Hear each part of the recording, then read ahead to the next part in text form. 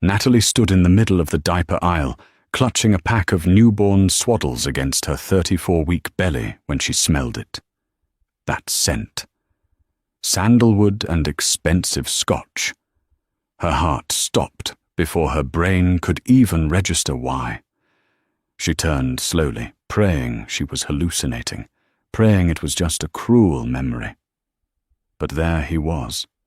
Her husband, her ex-husband, who had walked out on her 8 months ago without a word. He was smiling, actually smiling at a woman who looked like a runway model. And then Natalie saw what they were buying. They weren't just shopping. They were building a nursery. And the woman, she was rubbing a baby bump that looked exactly the same size as Natalie's.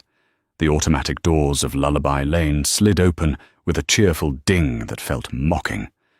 Natalie adjusted the strap of her purse, wincing as the weight dug into her shoulder.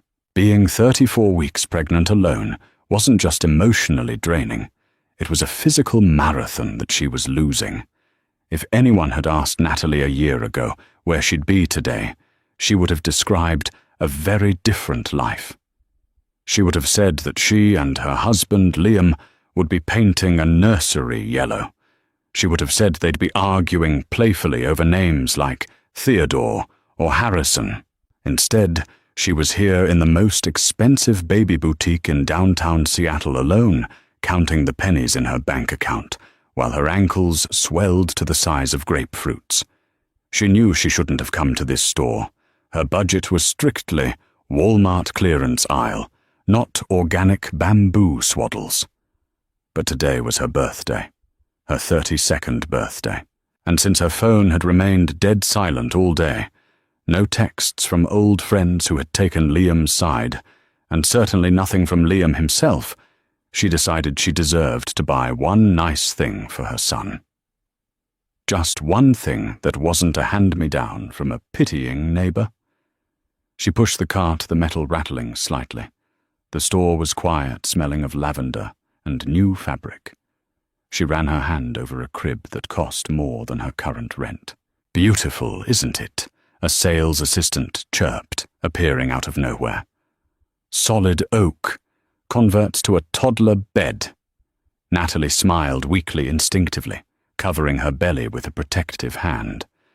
"It's lovely. Just looking today. Let me know if you need help. You look like you're due any minute." The assistant beamed. 6 weeks. Natalie lied. It was closer to 5, but the stress had kept her small. Or maybe it was the lack of appetite. It had been 8 months since Liam left. They had been married for 6 years. 6 years of trying to conceive. 6 years of ovulation kits, temperature checks, and negative tests. The strain had turned their marriage into a clinical procedure. Liam wanted a legacy. Natalie just wanted a family. Then came the night he packed his bags. He didn't yell. He didn't throw things. He just looked at her with eyes so cold they burned. "I can't do this anymore, Nat," he had said, zipping up his leather duffel. "I want a life that isn't focused on what we lack. I'm suffocating." He walked out. 2 weeks later, Natalie sat on the bathroom floor staring at 2 pink lines. The irony felt like a cosmic joke. She called him, of course. She called him 10 times. It went straight to voicemail. Then she got the letter from his lawyer. Irreconcilable differences. He wanted a clean break. No contact. She decided then and there, if he didn't want the life they had, he didn't deserve the miracle that came out of its ashes. She blocked him back. She moved to a smaller apartment. She survived. But survival was lonely. Natalie picked up a soft blue knitted blanket. It was $40. Ridiculous. She put it in the cart anyway. Happy birthday to me, she thought, fighting back the sting of tears that were always threatening to spill these days. She turned the corner into the stroller aisle, distracted by the price tag on a high-tech monitor system. She wasn't looking where she was going. Her cart clipped the side of a massive display of diaper bags. "Whoa, careful there." a deep voice said. Natalie froze. Her blood turned to ice. Her hearing seemed to tunnel the ambient jazz music of the store, fading into a high-pitched ring. She knew that voice. She knew the cadence, the slight rasp, the confidence. She gripped the handle of her cart until her knuckles turned white. "Don't turn around!" Her brain screamed. Just keep walking. But she couldn't move. "Liam, look at this one. It matches the interior of the Tesla perfectly." A woman's voice, high-polished, demanding, but sweet. "Whatever you want, Ness. You know I don't care about the gear, I just want you happy." Ness. Natalie turned. She had to. It was like a car wreck. She couldn't not look. There he was. Liam. He looked good. That was the first thing that hit Natalie, a physical blow to the chest. He looked rested. His dark hair was cut in that expensive sharp style he only got when he was trying to impress clients. He was wearing the leather jacket she had bought him for their 3rd anniversary, the one he said he'd keep forever. And he wasn't alone. Hanging onto his arm was a woman who could only be described as HD quality. She was tall blonde, with skin that looked like it had been airbrushed in real life. She was wearing a tight beige bodycon dress that flaunted a very obvious, very round baby bump. She looked to be about 7 or 8 months pregnant. Just like Natalie. The math hit Natalie like a sledgehammer. Liam left 8 months ago. This woman was roughly 8 months pregnant. The air left Natalie's lungs. The timeline didn't overlap, it collided. He hadn't just left because he was suffocating. He hadn't left because he was tired of the fertility struggle. He had left because he had already succeeded. With someone else. Natalie felt bile rise in her throat. She wanted to vomit. She wanted to scream. But mostly she wanted to disappear. She tried to pivot her cart to hide behind a tower of nursing pillows, but her clumsy maneuver knocked a box of pacifiers to the floor with a loud clatter. Liam's head snapped up. For a second time didn't exist. His eyes, those familiar hazel eyes that used to look at her with such love, went wide. His jaw literally dropped. He looked from her face, down to her protruding belly, and then back up to her eyes. The color drained from his face so fast, he looked like a corpse. "Natalie," he whispered. It was barely a sound, but in the quiet store, it sounded like a gunshot. The woman, Ness Vanessa, presumably looked up from the $3,000 stroller she was inspecting. Her eyes narrowed instantly. She didn't look confused. She looked calculated. She scanned Natalie up and down, lingering on her worn-out sneakers, her messy bun, and finally her stomach. "Liam," she asked, her voice sharpening. "Who is this?" Liam couldn't speak. He was paralyzed, staring at Natalie's stomach. You're pregnant." Natalie finished for him, her voice shaking, but louder than she expected. "I'm pregnant, Liam." He took a step toward her, his hand releasing Vanessa's arm. "But how you said we couldn't," the doctors said. "The doctor said it was unlikely." She corrected, adrenaline flooding her system, masking the pain in her back. "Not impossible, clearly." "Is it—" He couldn't finish the sentence. "Is it yours?" Natalie laughed, a harsh, brittle sound. "Who else's would it be, Liam? I'm not the one who walked out and had a replacement lined up before the ink on the divorce papers was dry." She shot a look at Vanessa. Vanessa didn't flinch. In fact, she placed a hand possessively over her own bump and stepped closer to Liam, staking her claim. "So this is the ex-wife," Vanessa said. She didn't extend a hand. She looked at Natalie like she was a stain on a silk shirt. "Liam told me you were unstable.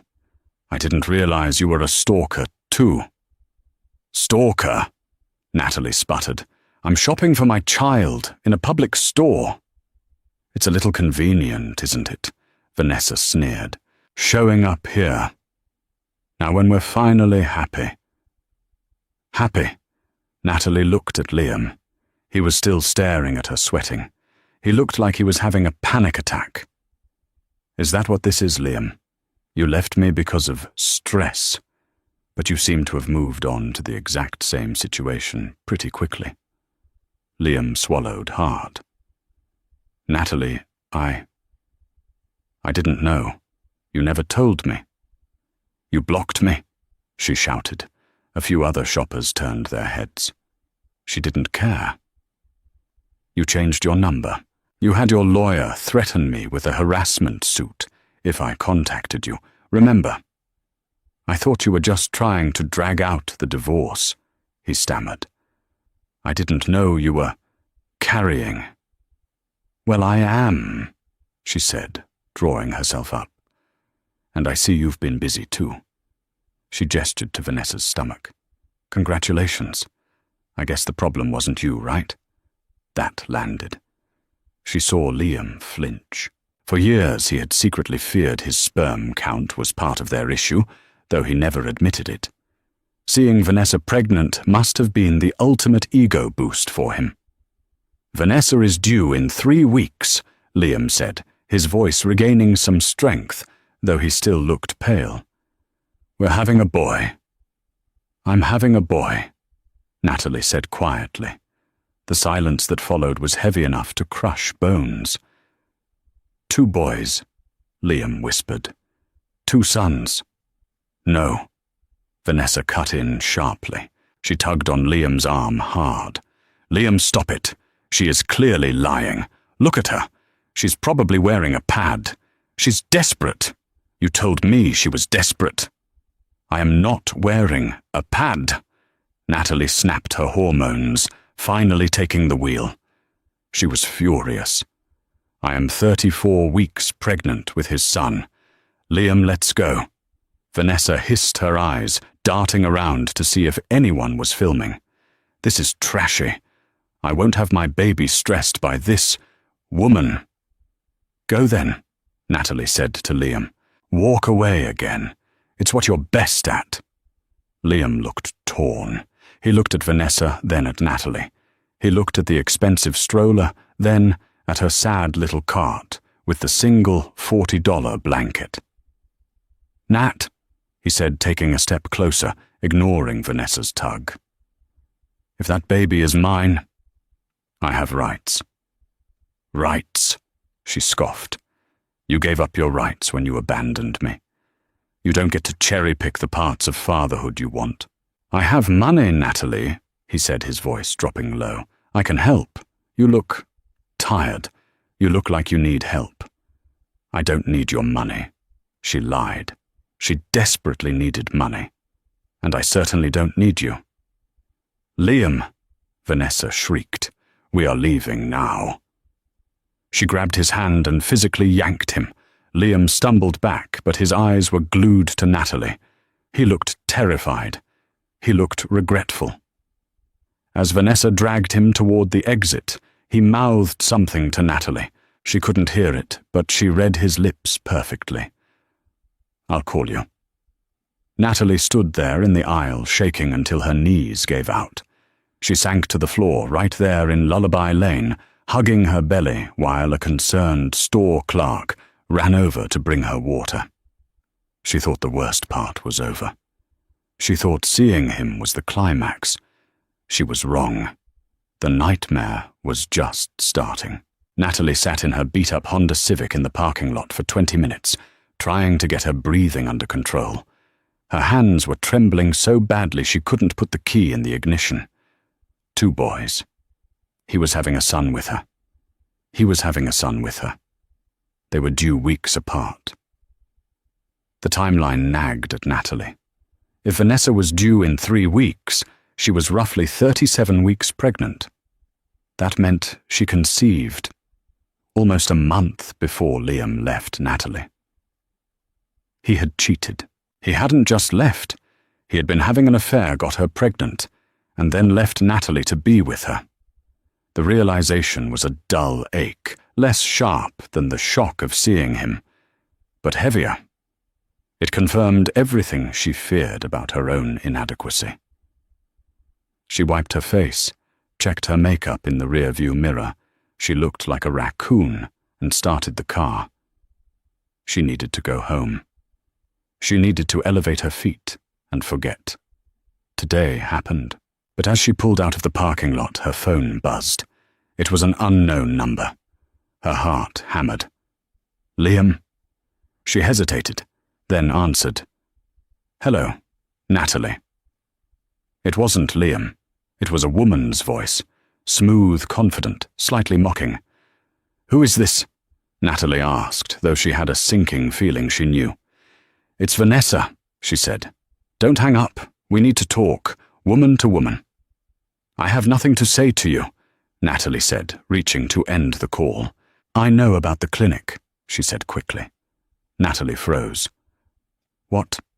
The fertility clinic. Dr. Holloway's office, Vanessa said. I know you and Liam froze embryos 2 years ago. I know you still pay the storage fees. Natalie's grip on the steering wheel tightened.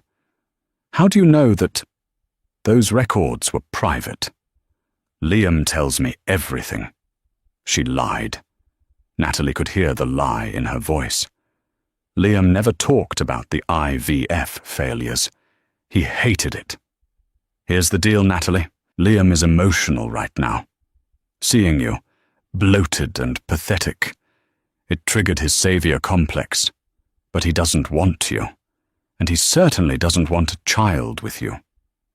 He seemed pretty interested back in the store, Natalie shot back. He's confused, Vanessa said dismissively. But we have a perfect life. We are building a family, a legitimate family. I won't let you ruin it with your bastard child. My child is his son, Natalie shouted. Is he? Vanessa's voice dropped. Because Liam told me he was sterile. That's why he left you. He thought you were cheating because he believed he couldn't get you pregnant. Natalie almost crashed the car. What, that's insane. The doctors said we had unexplained infertility, mostly on my side due to PCOS. Liam's counts were fine. Who told him he was sterile? There was a pause on the other end, a long, calculating pause. He did a home test, Vanessa said, sounding slightly less confident. Look, it doesn't matter. Stay away from him. If you try to come after his money, I will bury you in legal fees, so deep your kid will be in college before you see a dime. I come from money, Natalie. Real money. You can't win this. I don't want his money, Natalie said, through gritted teeth. But tell me something, Vanessa. If he thinks he's sterile, how did he explain your pregnancy? Silence. That's none of your business, she snapped. Just stay away. She hung up. Natalie pulled the car over to the side of the road, her mind racing. Liam thinks he's sterile. That made no sense. They had seen 3 specialists. His swimmers were Olympians. Why would he think that? Unless someone convinced him. Natalie thought back to the store. The way Vanessa clung to him. The way she answered for him. And then a strange detail from the encounter popped into her head. When Vanessa dragged Liam away, she turned sharply. Her bodycon dress was tight. Natalie saw the outline of her bump. It was perfectly round. Too round. And when she bumped into the door frame on the way out, she didn't flinch. Natalie was pregnant. If she bumped her belly into a table, it hurt. It was sensitive. Vanessa had slammed her stomach into the metal doorframe and didn't even blink. A cold chill went down Natalie's spine. She looked at her phone. The unknown number was still on the screen. She put the car in drive. She wasn't going home. She was going to Dr. Holloway's office. She needed to know who had accessed her files, and she needed to know if Liam had requested a file transfer. But more than that, She had a suspicion growing in her gut. A crazy soap opera suspicion that she couldn't shake. What if Vanessa wasn't pregnant at all? Dr. Holloway's clinic was a place of quiet desperation. The waiting room was painted a soothing sage green, designed to lower the blood pressure of couples who had spent their life savings trying to conceive. Natalie hadn't been back here in almost a year. Walking in the smell of antiseptic and old magazines hit her like a physical memory. Natalie. She looked up. Sarah, the receptionist who had seen Natalie cry more times than her own mother, was standing behind the glass partition. Her eyes widened as she looked at Natalie's belly. "Oh my God," she breathed, coming around the desk to hug her. It finally happened." "It happened," Natalie said, her voice tight. "But Liam and I aren't together, Sarah." Her smile faltered. "Oh, I'm so sorry. I assumed when his fiancée came in for the records, I thought you two had just moved on to a surrogate or something." Natalie's heart stopped. "His fiancée?" Sarah looked confused. "Yes. Tall blonde. She came in about 7 months ago. She said Liam sent her to pick up his file and a copy of the final fertility assessment. She had a signed authorization form." 7 months ago, Natalie repeated. That was 1 month after Liam left her. "Sarah," Natalie said, gripping her arm, "I need to know what was in that file, specifically the sperm analysis, the last one." "I can't really." Sarah bit her lip, looking at the computer. "Technically, since you were a joint patient during that cycle, you have access. Let me check." She clicked away at her keyboard. Natalie held her breath. "Here it is," she said, turning the screen toward Natalie. "Count motility morphology. All within normal ranges. Actually better than normal. Liam has excellent fertility markers. The issue was always the PCOS and the implantation failure." Natalie stared at the screen. "Normal." "Yes," Sarah said. "Why? Because," Natalie whispered, "Vanessa told me that Liam thinks he's sterile. She said he left me because he thought I cheated, because he believed he couldn't get me pregnant." Sarah frowned. "That's impossible. The report we gave her clearly states normozoospermia. It's right here in black and white. Unless," Natalie said, a dark realization forming, "she didn't give him this report."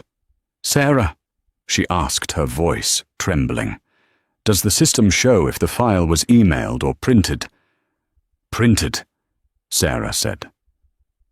She asked for a hard copy. Said their printer was broken.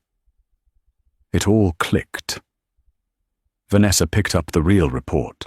She went home, scanned it, altered the numbers to show a 0 count, printed the fake one, and gave that to Liam. She had gaslit him into leaving. She had convinced a man who wanted a family more than anything that he was broken and that his wife was a liar. And then, conveniently, she gets miraculously pregnant by him. "Can you print me a certified copy?" Natalie asked. "Stamped and signed by Dr. Holloway." "Natalie, what's going on?"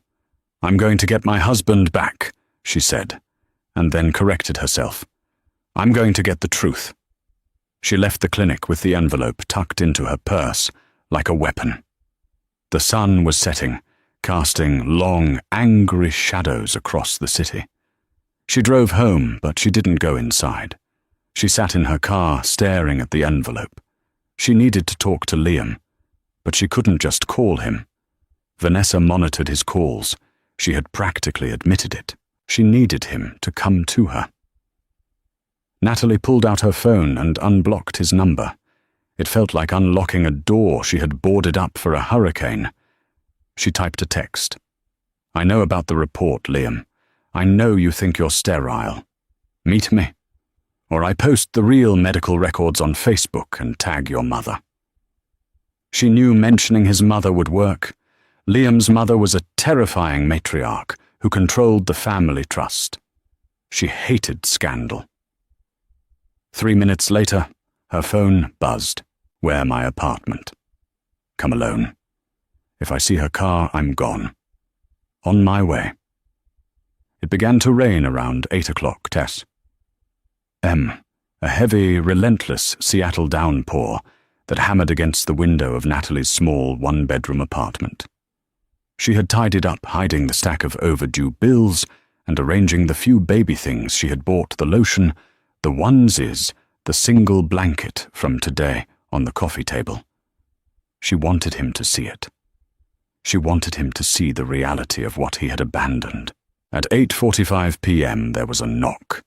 Not a doorbell ring, but a hesitant rap on the wood. Natalie opened the door. Liam stood there, soaked. He wasn't wearing a coat, just a dress shirt that clung to his frame. His hair was plastered to his forehead. He looked wretched. "Come in," she said, stepping aside. He walked in dripping water onto her cheap laminate floor. He didn't look at the apartment. He looked straight at the coffee table at the tiny blue onesie. His face crumpled. "Is it true?" he asked, his voice cracking. "What you said in the text. Sit down, Liam." He sat on the edge of her thrift store armchair. He looked out of place, a man in a $1,000 suit in a $500 room. "Why did you leave me?" she asked, remaining standing. She needed the height advantage. "You know why," he whispered. "I found the test. The home test." "No," she said. "Vanessa told me you took a home test, but that's not really it, is it? You saw a doctor's report." Liam looked up, startled.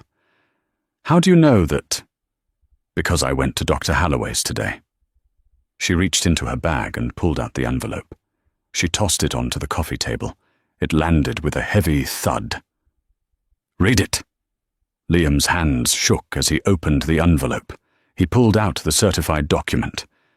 Natalie watched his eyes scan the page. She saw the moment the realization hit him. His pupils dilated. His breath hitched. "This says normal," he stammered.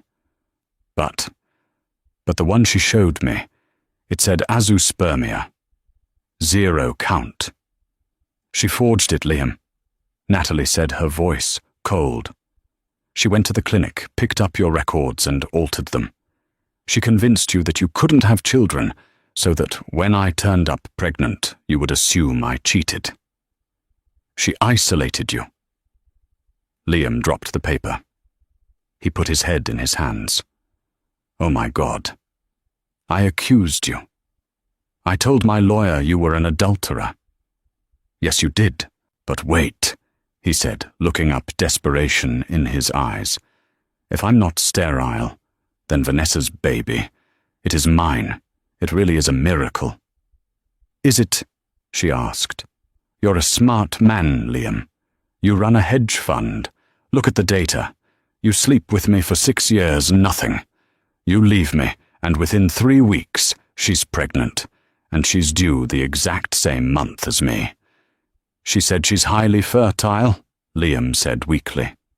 "And what about the sex?" Natalie asked. She had to go there. "When was the last time you touched her?" Liam blushed, looking away. We haven't. Not since the first month. She said it's a high-risk pregnancy. Placenta previa.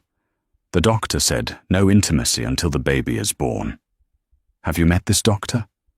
"No," Liam admitted.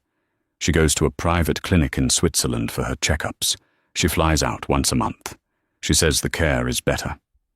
"Switzerland?" Natalie laughed. "Liam, listen to yourself. She flies 12 hours while high risk to see a doctor you've never met. You haven't seen an ultrasound screen. You haven't felt the baby kick. She says he sleeps when I'm home. She says her stomach is sensitive. She slammed her stomach into a door frame today, at the store," Natalie said quietly. "Hard. And she didn't even blink." Liam went still. The color drained from his face completely. "I need you to do something for me," she said, If you want any part of this baby, she pointed to her own belly, you need to find out the truth about that baby. How? Go home, she said. Wait until she's asleep, and find the bump. The bump. It's fake Liam. I'd bet my life on it. She's wearing a prosthetic. Find it. Liam stood up. He looked at Natalie, then at her belly. He reached out a hand, hovering it inches from her shirt. Can I? He whispered. No, she said, stepping back. Not yet. You don't get to play dad while you're living a lie with her. Go find the truth. Then we'll talk. He nodded, swallowing hard. He turned to the door. Liam.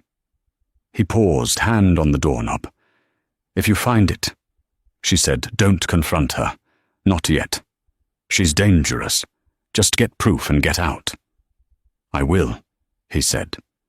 The determination in his voice gave Natalie the first glimmer of hope she'd had in 8 months. He walked out into the rain.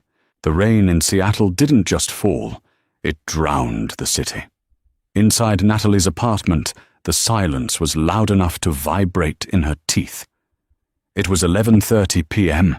Liam had left her apartment 3 hours ago, walking out into the storm with a mission that sounded like the plot of a B-movie thriller. Go home. Wait until your pregnant fiancé falls asleep. Find out if her stomach is made of rubber. Natalie paced the small length of her living room until her hips burned.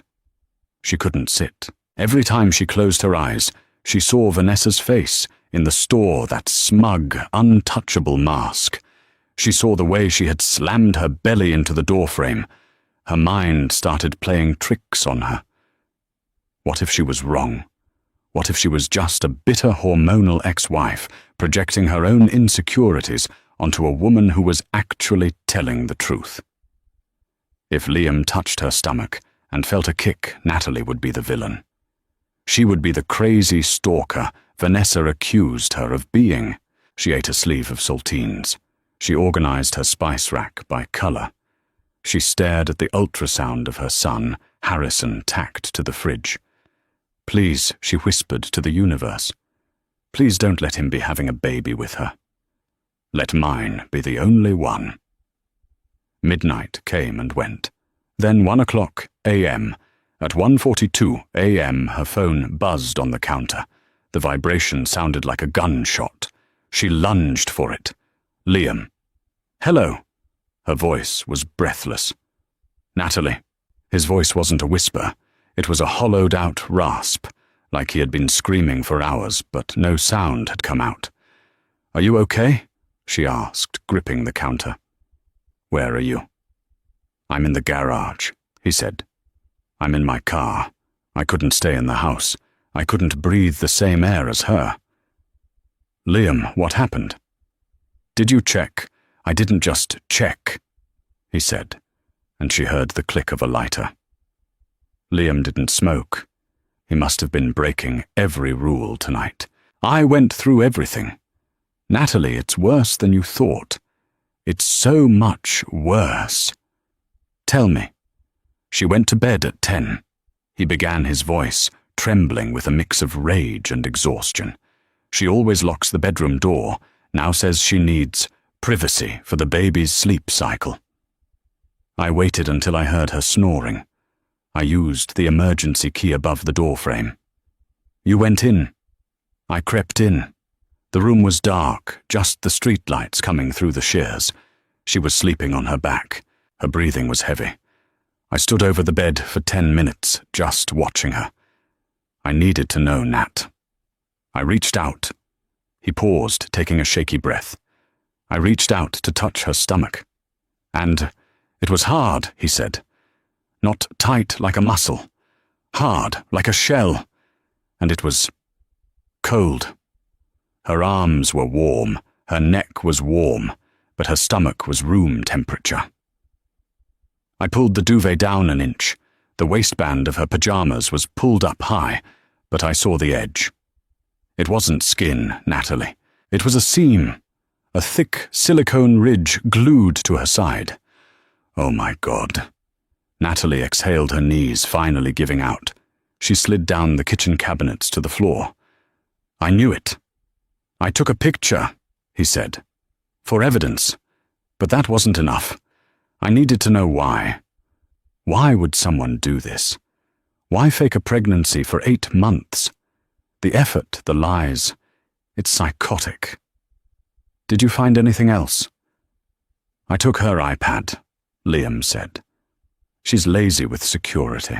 Her passcode was her birthday. I went downstairs to the study and started digging. I went through her emails, her deleted files, her notes app. I found a folder labeled Project Legacy. Project Legacy. It's a timeline, Liam said, his voice dripping with disgust. It dates back 10 months, before we even separated. Natalie, she didn't just meet me at that bar by accident. She tracked me. She knew who I was. She knew about our fertility issues, because she has a friend who works at Dr. Holloway's billing department. That's how she got the records to forge. A friend inside the clinic. Natalie felt sick. That's a HIPAA violation. That's criminal. That's the least of it, Liam interrupted. I found the emails between her and her father, Richard. You know he controls the Vandermeer estate, right? I know he's loaded. He's not just loaded. He's tyrannical. Apparently there's a clause in Vanessa's trust fund. A procreation clause. If she doesn't produce a biological heir by her 35th birthday, the bulk of the estate's $60 million bypasses her and goes to her stepmother's charity foundation. Vanessa hates her stepmother. When is her birthday? Natalie asked, dread pooling in her stomach. Next week, Liam said, 2 days after her due date. She needed a baby to secure the bag, but she couldn't get pregnant. I found medical records from a clinic in Switzerland, real ones this time. She had a hysterectomy 4 years ago, Natalie, due to endometriosis. She physically cannot carry a child. So she faked it to get the money, Natalie reasoned. But what was the end game? She can't produce a baby she doesn't have. Was she going to buy one, adopt? No, Liam said. The silence on the line was heavy, suffocating. That's the part that made me throw up. I found a script, literally a script written in her notes app. It's titled The Tragedy. The Tragedy.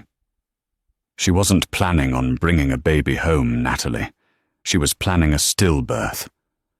Natalie covered her mouth with her hand to stifle a sob. The cruelty was unimaginable. To fake a pregnancy was one thing. To fake the death of a child, to weaponize that kind of grief, was evil. Read it to me, she whispered. It says, Liam's voice broke, then hardened into steel. Day 1. Stage a fall at the baby shower. Make sure witnesses see me trip. Complain of reduced movement. Day 2. Rush to the hospital. She has a private doctor on payroll who was going to sign the death certificate. Day 3. The announcement. We are heartbroken to announce the silence of our angel. She even wrote draft captions for Instagram, Natalie. She drafted the condolence thank you notes. She's a monster, Natalie said. She was going to put you through the loss of a child just to get $60 million. She was going to trap me in grief, Liam corrected. She wrote in her diary. Yeah, I read that too. That if we lost the baby, I would never leave her. I would be too guilty, too broken. She wanted to bind me to her with a ghost. Liam, you have to leave. Drive away. Come here. Do not go back into that house. I can't, he said. Why? You have the evidence. Because if I leave now, she wins the narrative, Liam said. She has cameras everywhere. If I disappear in the middle of the night, she'll spin it. She'll say I abandoned her during a medical emergency. She'll fake the fall tomorrow, anyway. Blame my absence for the stress and paint me as the husband who walked out on his dying baby.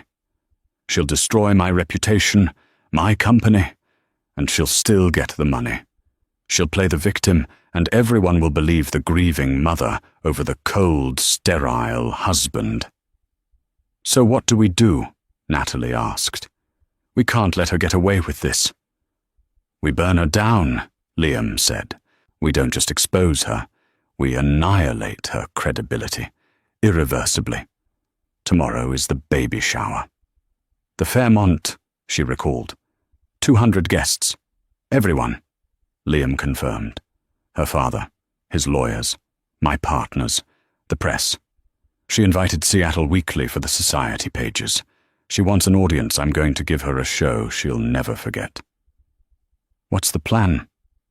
I found a receipt in her email, Liam said. For the prosthetic. It's from a special effects house in Hollywood called Cinema Secrets. The invoice number, the shipping date, the cost $2,400 for a hyper-realistic third trimester fit. I printed it. I also printed the email thread with her dad about the trust fund deadline and the script for The Tragedy. You're going to confront her at the party. I'm going to do more than that, he said. I found the Doppler, the heart monitor.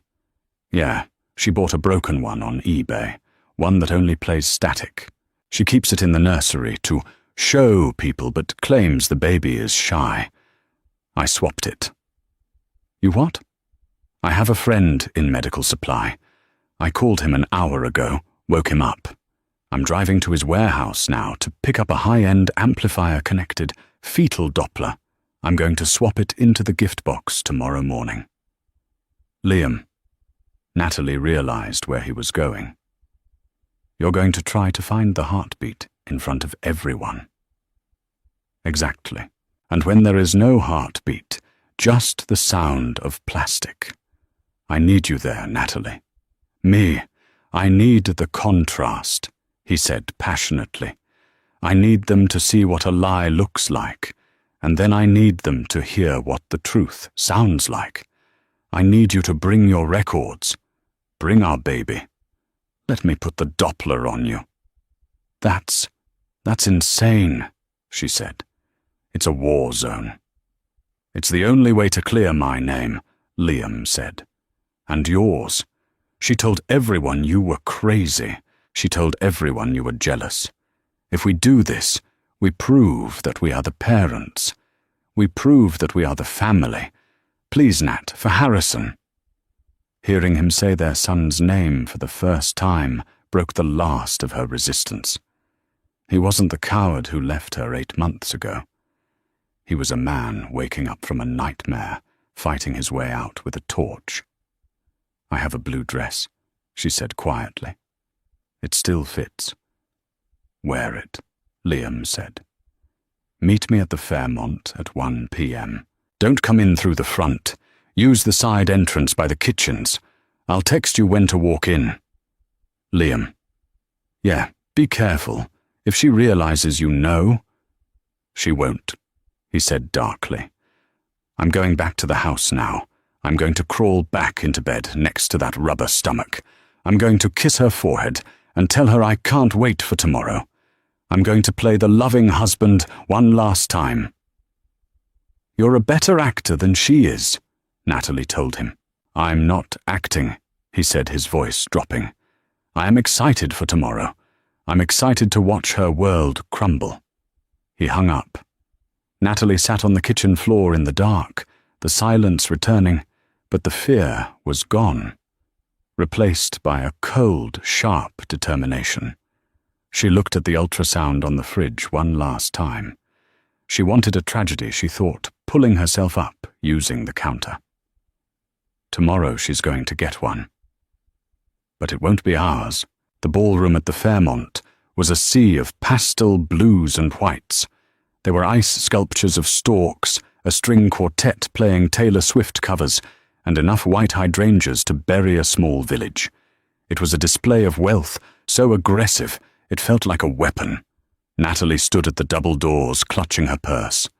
The navy blue silk dress fit her like a glove, highlighting the very real, very heavy bump that carried her son.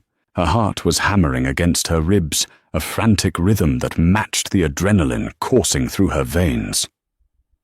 "Ready?" Liam's voice came from behind her. She turned.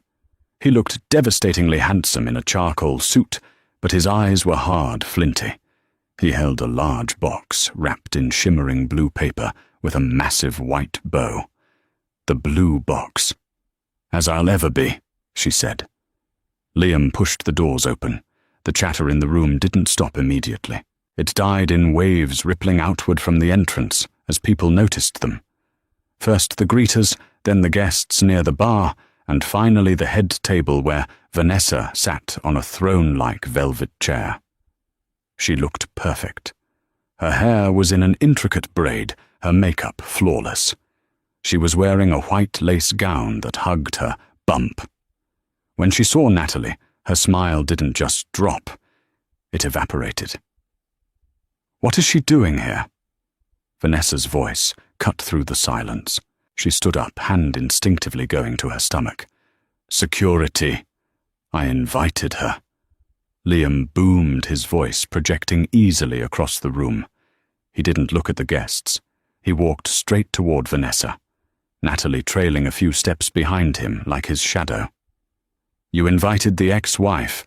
Vanessa's father, a formidable man named Richard, stood up from the VIP table. "Liam, have you lost your mind? This is my daughter's day. It's an important day for all of us, Richard," Liam said, calmly stepping up onto the riser. He stood next to Vanessa. "And I wanted Natalie here because she's family, and because she's carrying the only brother my son will ever have." A gasp went through the room. Whispers of "brother" and "Natalie's pregnant" hissed through the crowd. Vanessa's eyes darted around the room. She was losing control of the narrative. "Liam, get her out. She's stressing the baby. You know what the doctor said." "Actually, Ness," Liam said, turning to her with a smile that didn't reach his eyes, "I've been thinking about that. I realized I've been so distant. I haven't been involved, and I wanted to make it up to you." He lifted the blue box. "I got us a gift. For right now. Open it later." Vanessa snapped her knuckles white on the armrest of her throne. "We have cake to cut." "No," Liam said, his voice dropping an octave. "Open it now." The room was deadly silent. You could hear the ice melting in the sculptures. The tension was suffocating. Vanessa looked at her father, then at Liam. She realized she couldn't refuse without making a scene. She snatched the box. "Fine." She tore the paper. She opened the lid. She stared into the box, confused, then terrified. It was a fetal Doppler, a high-grade hospital-quality heart rate monitor hooked up to a portable speaker system. "I want to hear him," Liam said into the microphone he had grabbed from the MC stand. "I want everyone to hear our son. It's been 8 months, Vanessa. I haven't heard his heartbeat once. Let's share it with your father, with the investors." Vanessa froze. It won't work here. Too much interference." "It's battery-operated," Liam said. He pulled the wand out of the box and switched the speaker on. A loud, frantic static filled the ballroom. "Liam, stop it," she shrieked, batting his hand away. "You're hurting me." "I'm barely touching you," Liam said. He moved closer, the wand in his hand. "Come on, Ness. Just one heartbeat. Just for the trust fund approval." He lunged forward and pressed the wand against her stomach. Silence. The speaker didn't pick up a whoosh. It didn't pick up a thump. It picked up the sound of plastic rubbing against plastic. A hollow, scraping sound. Scritch, scritch. Vanessa gasped and shoved him back hard. "Get away from me." "Why is there no heartbeat, Vanessa?" Liam shouted, dropping the act. "Why does your stomach sound like a Tupperware container? It's the placenta!" She screamed, her face turning patchy and red. "It's anterior. You can't hear it." "Is that so?" Liam turned to Natalie. "Natalie." She stepped up. Her legs felt like jelly, but she held her head high. She took the wand from Liam. She lifted her silk dress just enough to expose the bottom curve of her bare, stretched skin. She pressed the wand to her belly. Thump, thump, thump, thump, thump, thump. The sound was thunderous. The rapid, galloping rhythm of a healthy baby boy filled the ballroom, echoing off the high ceilings. It was the sound of life. Real, undeniable life. "That," Liam said, pointing to the speaker, "is what a baby sounds like." He turned back to Vanessa. "And this—" He reached into his pocket and pulled out a piece of paper. "This is a receipt from Cinema Secrets for a silicone prosthetic, and this is the email you sent your lawyer about faking a stillbirth next week to unlock your trust fund." The crowd erupted. Richard Vanessa's father looked like he was having a stroke. He marched up to the riser, his face purple. "Vanessa!" he growled. "Is this true?" "He's lying!" Vanessa screamed, tears streaming down her face, but she wasn't crying from sadness. She was crying from rage. "He's jealous. He's sterile. He can't have kids." "I am not sterile," Liam yelled. "You forged the documents, and I have the proof." He stepped toward her again. Vanessa panicked. She tried to run to scramble off the back of the riser, but her heel caught on the hem of her lace gown. She tumbled. It happened in slow motion. She fell forward, arms flailing. She hit the floor hard. And then the impossible happened. The bump slid. The impact of the fall dislodged the straps. The pregnant belly shifted violently to the left, ending up under her armpit. The entire ballroom gasped in unison. It was a sound of pure horror and shock. There, lying on the floor in a heap of white lace, was Vanessa, flat-stomached, with a silicone mound sticking out of the side of her dress like a tumor. She lay there for a second, silence reigning supreme. Then she looked up at Liam, her eyes black with hatred. "You ruin everything," she hissed. "No," Liam said, looking down at her with nothing but pity. "I just stopped you from ruining him."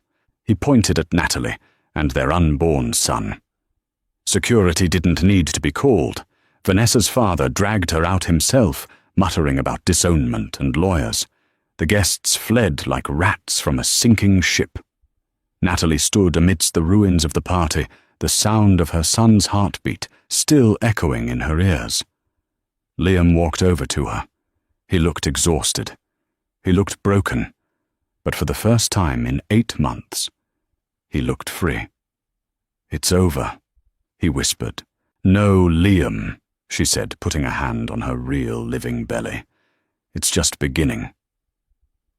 They didn't get back together right away. Real life isn't a movie where the grand gesture fixes the betrayal. Liam had a lot of groveling to do. He had to rebuild trust brick by brick. He rented an apartment in Natalie's building. He went to every prenatal appointment. He sat in the waiting room of therapy sessions while she worked through the trauma of his abandonment. Vanessa disappeared. The fraud charges regarding the trust fund were handled quietly by her family to avoid press, but the social exile was total. Rumor had it she was in Europe, living under a different name. 6 weeks after the shower, Natalie's water broke. It was 3 o'clock in the morning. She called Liam. He was at her door in 30 seconds. Labor was long, it was messy, it was painful, but Liam was there for every second of it. He held her hand. He let her scream at him. He wiped her forehead with a cool cloth and told her she was the strongest woman he had ever known. And when the doctor finally said, "One more push, Natalie," and the room filled with the sharp, angry cry of a newborn, she saw Liam cry for the first time. They placed the baby on her chest. He was warm, wet, and perfect. He had Liam's nose and Natalie's chin. "Harrison," she whispered. "His name is Harrison." Liam leaned down, kissing the top of the baby's head, then Natalie's forehead. "Hello, Harrison. I'm your dad. I'm not going anywhere.